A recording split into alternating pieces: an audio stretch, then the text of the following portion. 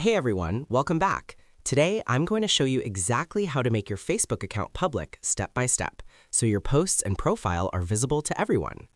First, open your Facebook app, then tap the three horizontal lines at the top right, and scroll down to Settings and Privacy, and then select Settings. After that, under Privacy, tap on Privacy Settings. Next, you'll see Who can see your future posts. Tap on it and choose Public. This makes all your new posts visible to everyone. Furthermore, you can also adjust profile info visibility by going to your profile, and for each section like About, Friends List, and Photos, select Public. Then, to make your followers public, go to Public Posts and set Who can follow me to Public. And you can also control commenting and tagging settings to manage how others interact with your public content. Finally, review all your settings to make sure your profile is fully public. And now anyone can see your posts, photos, and public info.